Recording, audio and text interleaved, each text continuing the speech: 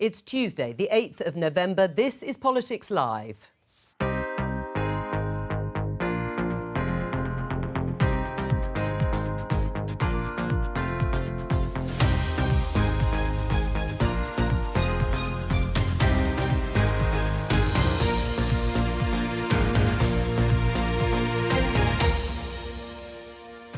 Joining me today, Conservative peer Ed Vaizey, the SNP's Kirsty Blackman, the political editor of Tortoise, Kat Neelan, and GB News presenter Tom Harwood. Today, we are on a highway to climate hell with our foot still on the accelerator. That was the UN Secretary-General's stark message to world leaders at the climate summit in Egypt. This is about the future and the planet that we leave our children, but it's also about the here and now. But is that compatible with the government's drive to get more oil and gas? This cabinet minister is facing fresh allegations of bullying. Is Rishi Sunak right to stand by him? These ancient Greek sculptures have been in Britain for 200 years. But Ed Vaizey, heading up a new committee on the masterpieces, says a deal to return them to Greece is now within reach.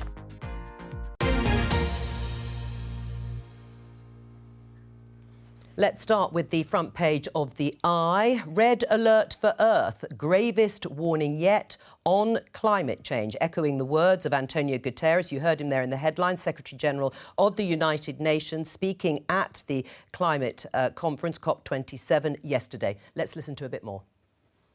It has a choice, cooperate or perish. It is either a climate solidarity pact or a collective suicide pact. We are on a highway to climate hell with our foot still on the accelerator. Antonio Guterres there. My question to the panel to start the programme. Stark language. Is it proportionate and right to use that sort of language, Ed? Oh, well, I think it is. I think I have no problem talking about a climate emergency and saying that we have to do very serious things. A suicide pact, that we're on the road to climate hell. Well, using that phrase, he got on your programme and he's probably sold a few AC/DC records as well along the way. But, I mean, I don't think there's anything wrong with the Secretary-General of the UN speaking in stark terms to get people's attention. I mean, but obviously we've been here before. We have a COP every year. We have warm words every year. We need to see real and sincere action. And obviously the biggest challenge for climate change is individual countries can take action, but can you take collective action that significantly moves the dial? And obviously, in terms of the row that's been going on at COP, in terms of reparations, the developing world saying perfectly legitimately, you lot grew rich on the back of climate change, and now you want to make us poorer as you try and mitigate. So you would support the idea of reparations, would you? No, I wouldn't support the idea of reparations, but I can understand what... I'm just illustrating how difficult it is to get collective action where everyone is prepared, as it were, to take the measures that are necessary to really make an impact on global warming. Well, let's go back to the language that's used because, interestingly, Kirsty, Ed said there, here we are again, another climate change conference, warm words. Does the language work, that sort of language, in terms of bringing people on board to take on this emergency? I mean, I think we should be using this language every week, not just in the week of COP27 or COP26. This is the biggest challenge for our generation. I think it's completely reasonable to be using this language, to be clear that this is the tipping point, or we're beyond the tipping point almost. We need to be taking this much more seriously than we have been up until now. Kat? I actually slightly disagree. I think probably the question is, who is he speaking to? Is he speaking to heads of state governments, or is he talking to people at home? Because I just think a lot of my friends and family feel quite scared. And when they hear that kind of language, they think, what can I do about it? And then that either results in people feeling very emotional, and you see people sort of climbing up on the gantries on the M25 crying, or people just switching off and thinking, I can't do anything about it, and burying their heads in the sand. And neither of those are really the solutions that you want. Language, is it proportionate? It's totally not proportionate. Why It's not? living on another planet. We're in a situation today where 90% of the world's economy has signed up to net zero. We're living in a situation today where the UK has reduced its carbon emissions by 50% since 1990. I mean, to say that nothing is being done is frankly preposterous, and it ignores the progress that can be made. It ignores the real importance of looking at where progress has been made so that that can be built upon. To deny anything's been done, to say that things Well, you may not are be getting denying worse. anything. everything's being done, but to say that we may still be on the road to climate hell. Climate hell is the most peculiar phrase, and it leads to real-world problems. Before the last German elections in 2021, there were a group of school children who called themselves the last generation. They went on hunger strike and many of them ended up in hospital. When they were interviewed, they said, in 20 years, Europe is going to be starving. There's going to be famine on our continent. People will die. This is the real peculiar cult that has built up of these anti-scientific predictions, which no legitimate organisation in the world genuinely believes. Oh, well, Ed? Well, I can't speak for the actions of German school children, and people behave in peculiar ways on the basis of a whole lot of issues. I'm just saying that I don't think there's anything wrong with the UN Secretary-General using stark words. I mean, I completely agree with Tom that, you know, certainly the UK government has a fine record, both governments, Labour and Conservative governments, over the last 20 or 30 years in terms of reducing emissions. I think what is missing, if you like, is this idea that there is a win-win in terms of climate change, in terms of energy security, which we're all very conscious of because of Ukraine, and in terms of our economy, in terms of creating the industries that a future economy will depend upon. And what I don't get from this government, perhaps, is a sense of a kind of national mission where we can really move the dial. And I totally agree with Kat that, you know, individuals find it, they can't kind of see the wood for the trees in terms of their own individual actions. And what you want are big gestures from government. I mean, interestingly, this will sound completely nerdy, but there was this agreement on sea lanes between Europe and America going carbon neutral. That's the kind of thing that does move the dial. Well, we'll talk about that in a minute. You were shaking your head while Tom was talking. Yeah, I mean, nobody's living on a different planet. The point is, this is the planet we have, and this is the only one we have, and we absolutely need to take action. Scotland was the first part of the UK to declare a climate emergency. Scotland has got more ambitious climate change targets. And in terms of what Kat was saying, we need to have that public pressure. We need to have people aware of what the scenario is so that our politicians will take it more seriously, so that actual action will happen. And we won't have people like David Cameron saying, cut the green crap. We won't have those. We will have a concerted view from politicians of all parties in actually moving forward and tackling this, but we'll only get that if we get that public pressure. Let me introduce Carla Denyer, co-leader of the Green Party, because we're going to discuss the energy crisis and the response to it from an environmental perspective. Welcome to you, Carla. We're just going to show everybody the headline in the Daily Telegraph: gas deal set to ease energy crisis. This is the story that the US is planning to sell 10 billion cubic metres of liquefied natural gas to the UK over the coming year. First of all, are we right, Carla, to be striking deals to bring in more gas? Well, unfortunately, I think this is yet another example of where years of Tory government failure in terms of policies to push the rapid transition to renewable energy and insulating homes has led us. That's a conscious policy decision. We can either keep people's homes warm in the winter by burning millions of tonnes of gas, or by insulating homes so that they hardly require heating. And the Tories have chosen the former. Right. Ed, what do you say? It's a failure of policy that actually we may be forced into, we are going to go ahead and do this deal with the US.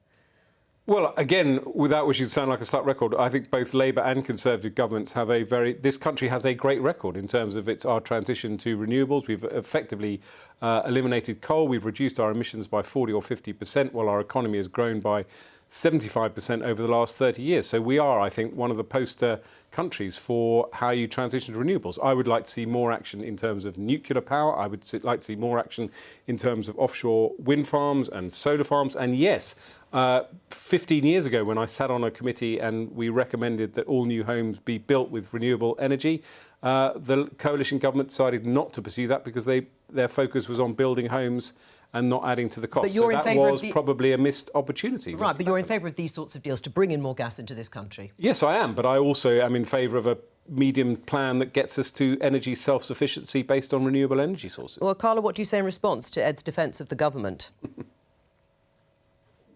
Well, she's speechless. If we're really in this situation where the government has no choice at this late stage but to purchase gas to get us through this winter without blackouts, they've got access to the data on that, I don't. That may be an unavoidable consequence, but let's be clear, it's a consequence of 12 years of disastrous Tory policy. We needn't have been in this situation now, but we are because of decisions they've made over the last 12 years. I mean, I think you can always pick up on something that Tom said earlier. I think it's worth addressing because he was really setting up a straw man there, saying that it was untrue that nothing is happening. Nobody is claiming that the UK is doing nothing on climate change, but what is undoubtedly true, what the government's own climate change committee has said, what the UN Secretary General has said, is that not enough is happening. And so I would really appreciate if we could stop with this ridiculous self-congratulatory nonsense where we just have this one-upmanship about who's doing the most when nobody is doing enough. What we need to see from Rishi Sunak at COP27 is leadership and collaboration.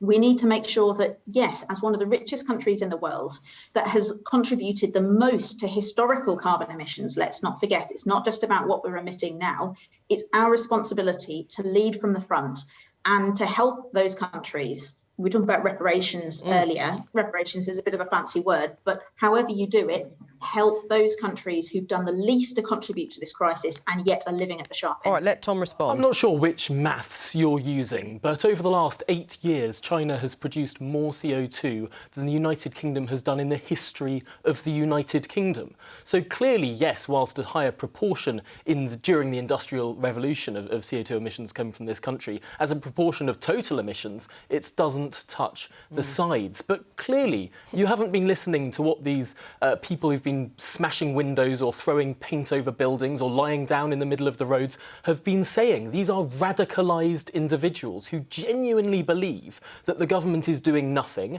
that there is no progress, and that the country and indeed the world is on this path to hell in short order. That is a dangerous, radicalised idea, and it needs to be challenged. I mean, China does have an enormous population by comparison to the UK, of course, Tom. The Committee on Climate Change does say that the UK needs to do more. But are new gas deals, like the one that might be signed with the US, compatible with Rishi Sunak's pledge to deliver on climate commitments?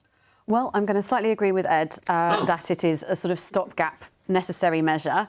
But I think fundamentally we do need to see a sort of change in attitude. And at risk of saying that Liz Truss was right about something, I think the sort of liberalising rules around onshore wind would be massively helpful. And I'm quite concerned that Rishi Sunak seems to be turning back on that. Well, that's one thing, deals to be done to bring in gas. Let's have a look at this story in the Financial Times. UK starts new round of licences for North Sea oil and gas. This is the story that the North Sea Transition Authority is returning to the process of awarding more than 100 licences for new gas and oil exploration in the North Sea. Something you'd welcome, Kirsty? What we want to see is robust climate compatibility assessments for any new licences that are granted. And actually, if you look at the Climate Change Committee comments on this, if you look at the International Energy Agency comments on this, they are asking for that same thing. They are asking for climate compatibility checks to be done in order to see, will this actually materially have a negative impact on the amount of emissions that we're creating? Well, it pushes over 1.5%. But why can't there be a clear answer? This idea of a compatibility test. How can oil and gas exploration ever be compatible in terms of protecting the climate? Well, we're asking for that check to be done. We're asking for... I mean, we've just heard, you know, this is an apocalyptic scenario. This is why don't you just a rule it tipping out? point. Why don't you, in Scotland, with your Green partners, just rule out any further exploration because it has of to oil be and gas done. licences? It has to be done in a science-based way. In which case, looking at the assessments of that, looking at the way that this is going to go forward. This is why we're in a climate. This is why we're in an energy crisis. The SNP can't allow any new exploration without all of these processes. Indeed, the SNP we're blocks not in control new nuclear of the power policy. stations. Let her Stations. Can I just finish this point? Yeah, but finish the sentence and then come back to nuclear Kirsty. Power stations in Scotland blocked by the SNP. The Tories block onshore wind. Labour Party, they block shale gas exploration. The Lib Dems block just about anything being built anywhere. And the Greens, even the Greens, have blocked a solar farm in Rutland. Well, we'll come back to every single party blocking all of the infrastructure that this country desperately needs. Energy policy is reserved. It is up to the UK government to make the decisions on that. So the UK government are making the decision. So whatever the SNP has said on that, we're not in control of this. It's a bit of a cop-out, though, because you can still make a principled sort of stand on this Absolutely, issue, which is what we're trying to do. We're saying that we want investment in a just transition. We're investing £500 million in just transition. We've asked the UK government to match this, and they've thus far refused. Hang on, passed a law banning new nuclear in Scotland. I'm going to come back to the issue of nuclear energy if we have time. But first of all, Carla, to respond, when you listen to Kirsty Blackman talking about this climate compatibility test, is that enough for you? Does that sound fairly sensible when it comes to a transitioning to a greener economy and still having those licences granted for oil and gas exploration? So it's positive to see the SNP are starting to move in the right direction on this. Since the Greens, the Scottish Greens, our sister party, went into government with the SNP just over a year ago, we've seen the Scottish National Party's position on climate and specifically on North Sea oil and gas move considerably towards more rapid climate action and not necessarily pursuing as much oil and gas. That's not where the Green Party of England and Wales or the Scottish Green Party are. We're very clear that we need to see no more new licences for oil and gas in the North Sea. The reason for that is not just the amount of the amount of gas that we are using now. That needs to be wound down as quickly as possible while recognising it can't happen by tomorrow morning. But the problem with granting new oil and gas licences in the North Sea now is that that would lock us in to much more than the 1-year reliance on gas that US contract implies. It would mean investment in infrastructure which will rapidly become stranded assets. That'll cost the UK government money. It's a waste of money, and it risks locking us into dependence on fossil fuels for longer than we should be. So are you saying, Carla, it's impossible to pass a climate compatibility test in terms of oil and gas exploration? I would love to see the Scottish National Party's calculations on what kind of oil and gas installation in the North Sea would pass such a test. I can't see what that would be. Kirsty? I mean, the reality is that these tests are not being done. And actually, to sort of counter what you were saying about the SNP's position in the coalition or the agreement that we have in partnership with the Greens, is that we have been making this case in advance of any agreement that we have with the Greens. And I welcome the fact that we are in government together in Scotland. I think that's great. I think we're pulling in the same direction. We're all moving towards an independent country where we can make our own decisions here. But we have been here. We are making the case in a much stronger way than the Labour Party are, in a much stronger way than the Conservatives are, in order that we need to make our climate change meet our climate change obligations. And that was in advance of the coalition agreement partnership agreement that we've got in place with the Greens. Should we drill for more oil and gas, even if it's short-term, medium-term, Kat? I think it's probably, by the time you allow for the sort of stuff to come on site, it feels like it's a sort of lot of investment and not much gain. It's 5 years, I think, until you actually... Well, they're saying that they could actually move more quickly in order to extract it, maybe 12 to 18 months. Well, then, again, as a stopgap, perhaps, but my preference would be more renewables, nuclear plants which under Boris Johnson, he was talking about possibly even building one a year, which obviously seems unlikely. But, you know, the ambition to build more nuclear plants to get more energy from that would be preferable. I mean, doesn't it weaken UK diplomacy to encourage other, probably developing countries to adopt ambitious climate policies if we're going to continue to drill for fossil fuels? We do currently have ambitious climate policies. Yeah, but if you're wanting to encourage other countries not to go down that path in the future, developing countries, when we have done it for a century and a half, isn't it a little bit hypocritical to then... It depends on outcomes, not processes. And clearly the outcome of the last 30 years has been halving our CO2 emissions. That's a clear outcome that other countries, frankly, should follow. But ultimately, what we've been discussing for the last 10 minutes is what we should do and what we shouldn't do, which should be invested in, which shouldn't. Frankly, we're in an energy crisis. People are struggling to heat their homes. The idea that we would stop any source of energy being developed in this country at this stage is bonkers, and it is making us poorer. Right. I mean, the point is, if there's ever going to be put to exploring for fossil fuels, when is it going to be? This will mean we'll still be exploiting oil and gas for decades probably to come. Well, I mean, look, Kirsty's in a difficult position because potentially these sites are very good for the Scottish economy, and I will certainly be using the climate compatibility test to sit on the fence in any other argument you try and draw me into. But having said that, I do think there is common ground developing here. I mean, you've got Tom here who is talking about an energy crisis. He wouldn't talk about a climate emergency. That would be an anathema phrase for Tom to use, but he can talk about an energy crisis. We know that in the UK, going forward, in every country, we should try and be as energy self-sufficient as possible, and that where possible, we should be investing in renewable energy sources as quickly as possible. Now, if I don't know enough about these oil and gas fields and whether they're essential and whether there'll be an essential stopgap, but if they do provide us with energy security as we transition, I would be in favour of them. Well, I mean, if we need gas, then, I mean, Carlo, then we might as well have our own gas. We might as well drill for our own gas or make deals to bring that gas in. Surely that would be better for energy security going forward.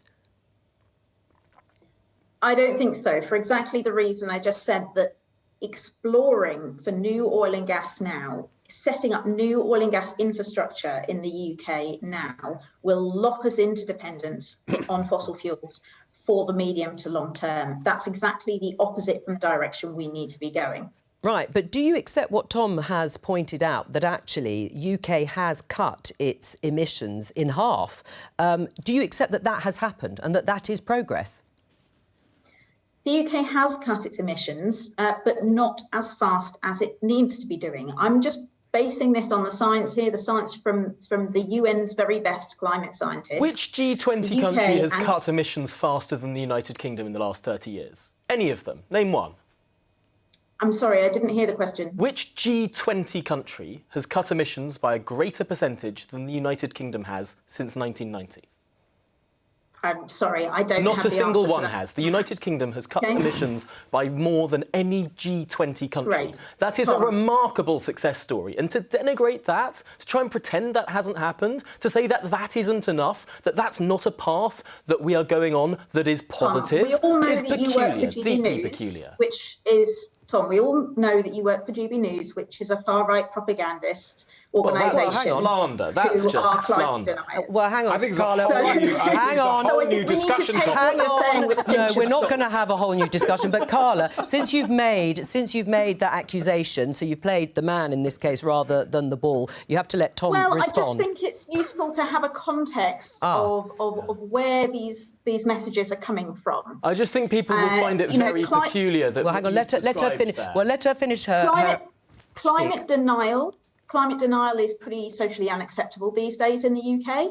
So the organisations and the people that were previously behind climate denial are now moving on to a climate delaying approach. And I think that's what we're seeing here today from Tom, unfortunately. I'm not sure what's climate delaying about championing the reduction in CO2 emissions that this country has achieved. I'm not sure what's climate delaying about championing the need for onshore wind farms, about combating the Green Party where it's blocked onshore solar farms. I mean, this is such a ridiculous ad hominem attack because, frankly, your arguments are not standing up. If you look at what I have been saying on these issues, and indeed many of my colleagues, it is incredibly progressive. It's caring about the poorest in society. It's making sure that we do deliver the cleanest, greenest possible economy without without bankrupting us in the process. Well, let me let Carla respond because the line is looking a little shaky. Carla, you respond.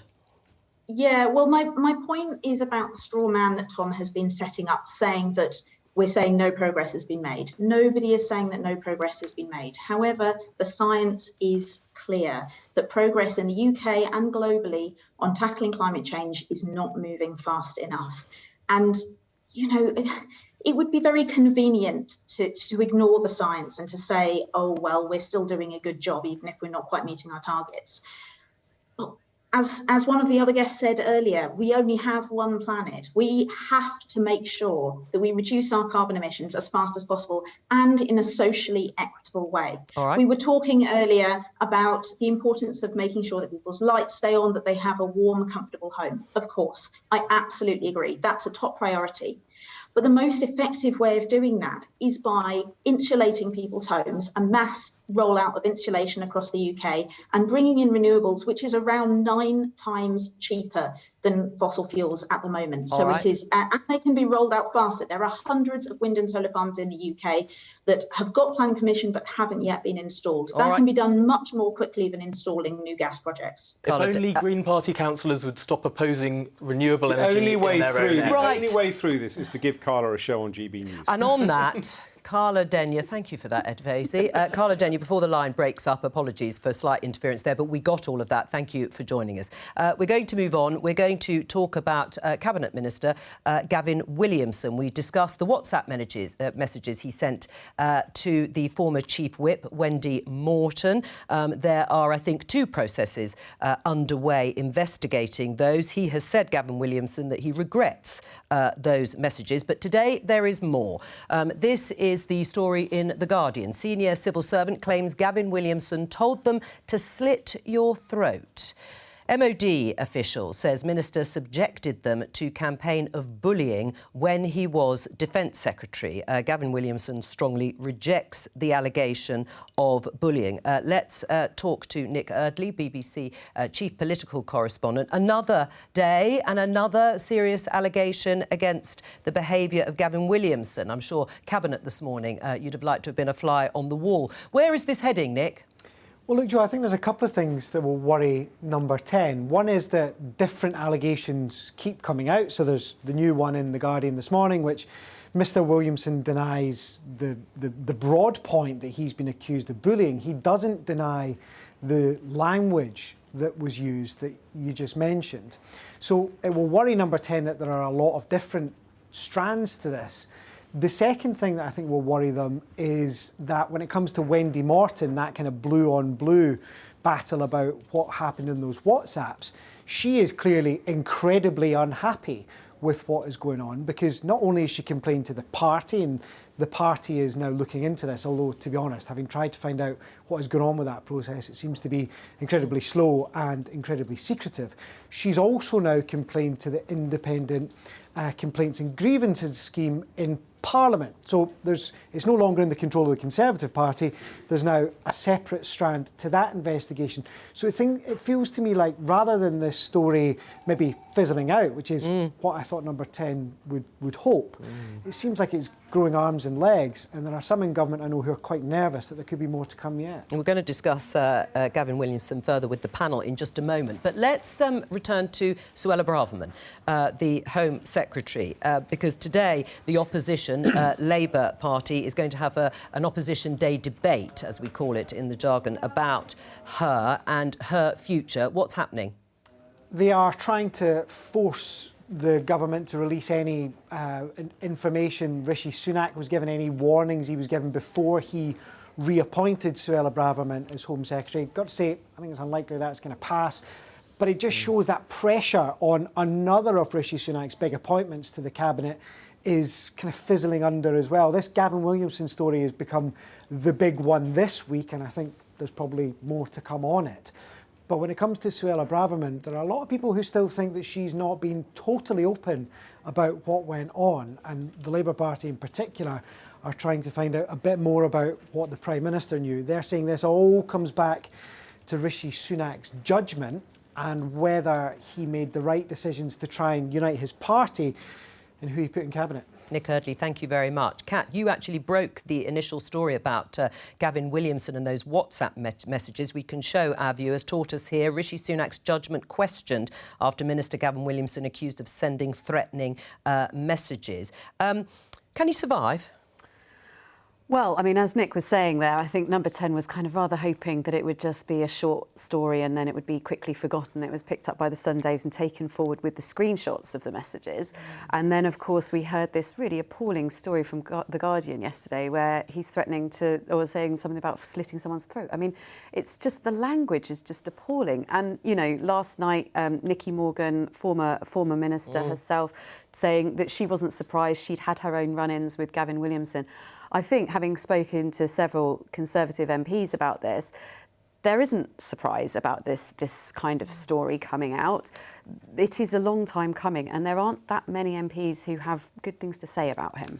Is it acceptable, Edvazy, that a Cabinet Minister behaves in this way and uses that sort of language and approach with colleagues?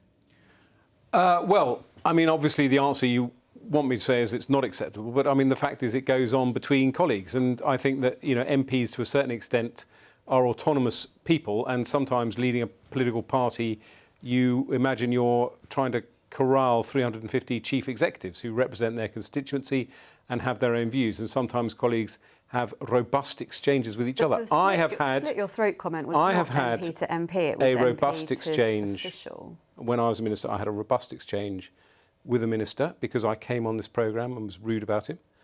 And I got a very robust exchange, which I framed.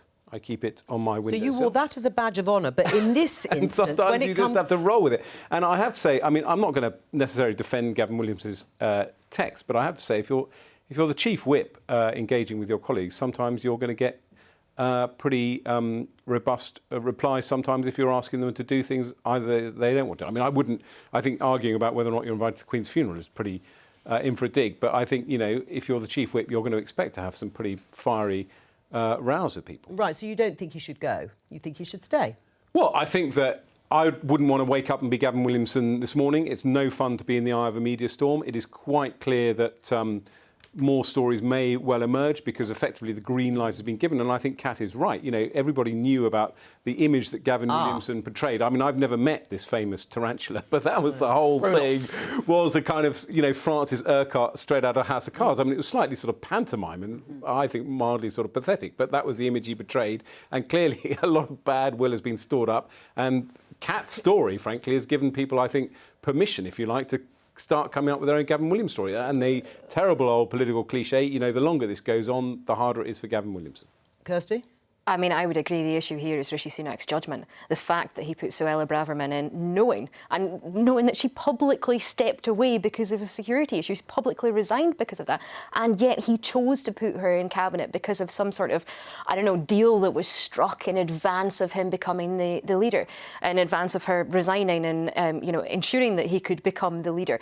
And then to put Gavin Williamson in knowing that there was a complaint and knowing that there had been this issue with Wendy Morton. And do you know what? I've never had an exchange with colleagues where there has been swearing. I don't think the and SNP, I mean, I haven't done my press cuttings. Tom, who is the font of all wisdom on all these things, I'm sure there have been SNP moments where people have taken chunks out of each other in the SNP. I mean, if you're going to now pretend that the SNP is a sort of kumbaya party where nobody argues with each other, what I'm saying pull the other one. I was the deputy leader of the party in Westminster for 3 years. I never had that sort of discussion that Gavin Williams has had, no matter whether you're saying that there's robust discussions take place. That absolutely did not happen between me and my colleagues. Hang on, I mean, there is a level, though, isn't there? There is robust. There's a robust. Fine. Well, I'll come back to that in a moment. But in general, this accusation of there being, as Labour say, a toxic culture now within Westminster, is it also a point of 12 years of Conservatives being in government that the behaviour level, the level of discourse is beginning to deteriorate? I think we're all forgetting what a whipping system is and what a Westminster system is. There were these stories under New Labour, there were these stories under John Major, there were these stories under Margaret Thatcher, there were certainly these stories under Jim Callaghan. James Graham, the playwright, made a whole career out. Yeah, but this was also, when you mention then John Major, that was at the end of another very long stint of the Conservatives being power, and the same with Blair and Brown. Absolutely. At the end of his tenure. So is that what it is? But I don't think it is that. Coming out just shows the kind of level of bad blood that there is at the minute between. Well, there is definitely party. a. I mean, I think I won't name names, but there are certain people who've left the government who now are being very free with went on there behind the scenes. There are loads of people that have left government that are sitting on the back. But I think Tom makes a very good point. I mean, James Graham's play said in the last... This House said in the last year of the Callaghan government, the famous grabbing of body parts by chief whips and so on. Yeah. And of course, I've forgotten the whole Alex Salmond. That was the 1970s. Nicola Sturgeon. Hang on, which played out in the contemporaneously, Wait a we bit, can look to successors of Gavin Williamson, one of whom kept a castration device for bulls on his desk. But hang on, this is the kind of intimidation But does it make it acceptable? No. I mean, the point is, this stuff is now coming out. How does it sit? I mean, you're laughing at, but how does it sit with Rishi Sunak's commitment to integrity, professionalism and accountability? I realise I've dug myself in a hole here. I'll try now and be serious. There are a few points to make. First of all, Kirsty made the point, and this is why it's a good political row for the opposition. You always go, you go for the court, you can get the king, as it were. So, Rishi Sunak's terrible judgment. Yes, well, there might be Gavin, so that's fine, but that's obviously that's opposition. That's opposition tactics. I do accept, and we have debated Westminster culture ad infinitum on shows like this, from the sexism and all of and that. it's obviously not and fixed. it is quite clear, you know, that Parliament as an institution to work in and to be an MP is way behind most of the rest of the country in terms of how organisations work. But it is partly, going back to my first point, partly because MPs are peculiar in the sense that they are these kind of autonomous beings. They represent their constituency. They have views. It's just a very odd process. And some of them don't know how to behave. BBC News story, though. Let's talk about examples in other parties, like yours, the SNP. Patrick Grady, former Chief Whip, to step away from SNP membership over allegations. Now, he actually did admit and apologise for a significant breach of sexual misconduct policy, and he was suspended for a number of days by the party. But you were on the programme in April, Kirsty, talking to me about precisely this case and saying that any MP found guilty of sexual misconduct should be expelled from the party and politics as a whole. He's no longer an SNP MP, he's independent, but he's still there.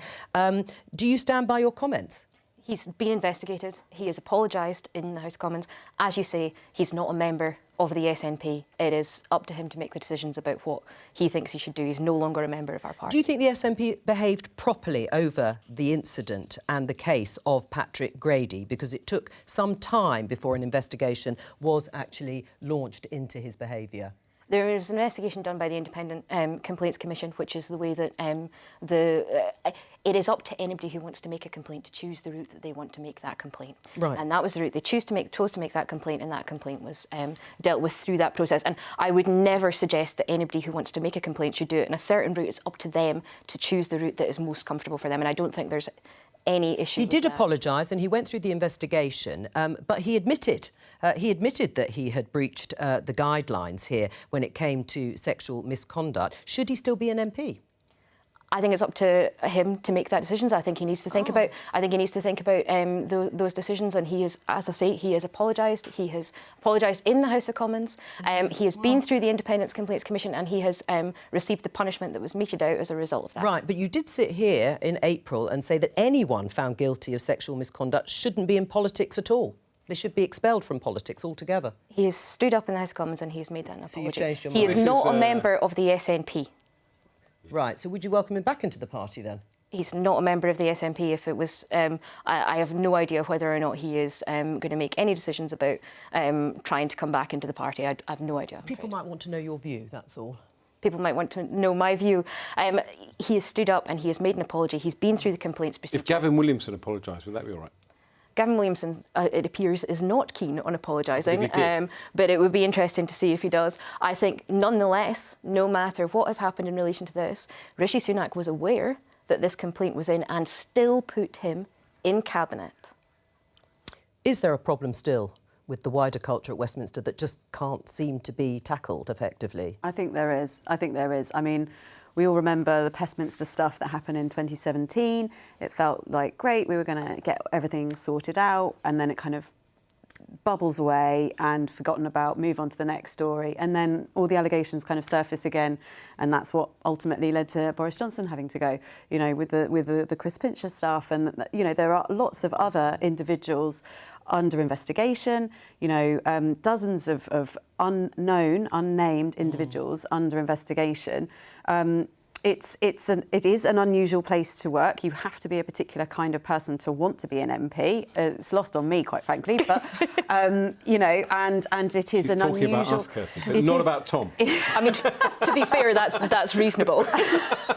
We're going to end on this story. Let me show you the headline. BBC News, you heard it in our headlines. Elgin Marbles, new body aims to return sculptures. They're known as the Parthenon. Well, they are, in fact, the Parthenon sculptures, known as the Elgin Marbles, to Greece. Now, this is a very long-running dispute, but the former Conservative Culture Minister sitting here with us, Ed Vaizey, is now on a committee to actually do exactly that, return them. Why?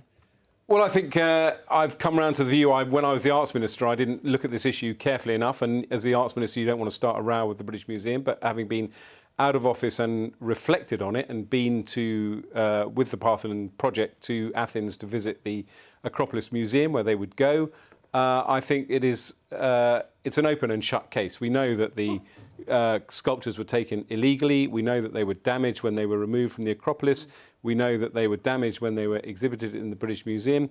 We know that they're an integral part of the Acropolis itself, the Parthenon itself. We know that Greece has been asking for them back ever since Greece has become So why didn't you do anything about it when you were in Paris? It's an open, shut case. You did nothing when you were in Paris. Yeah, it was useless. Absolutely useless. Right, well, there's no response to that, of course. Are you convinced, Tom, by this compelling case that's suddenly come to Edvezi? The reason Tom doesn't want to return them is because of climate change. He doesn't want the emissions, the emissions of travelling. Take the sculptures back to Athens. Let's be serious for a second. What was the situation in around 1800 when these marbles were saved from the Parthenon, which had been used by the Ottoman Empire as a gunpowder store? It'd been blown up. But what's the argument? Shards of these things scattered across Athens. And what's the argument today for keeping them? Let's look at where they were when it was built, right? This was not Greece, the country that we know today. This was Tom, an if your ancient house... Hang on, let him finish. Polis.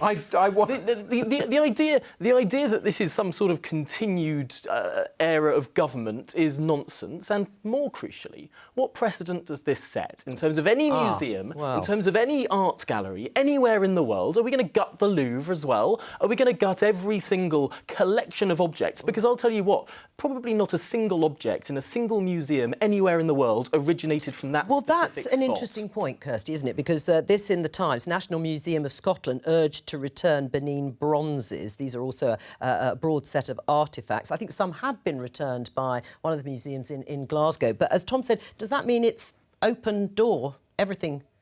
Well, we have got a horrendous colonial history. There's a huge amount of things we did as the British Empire that we have not yet, made sufficient reparations for. We have not yet stood up and apologised and made the response that we need to make in order to acknowledge that history. Absolutely, we should return the Parthenon marbles. Absolutely, Scotland should be returning the Benin bronzes, and we have done so with reparations in some cases. And while we're at it, we would quite like the Lewis chessmen back.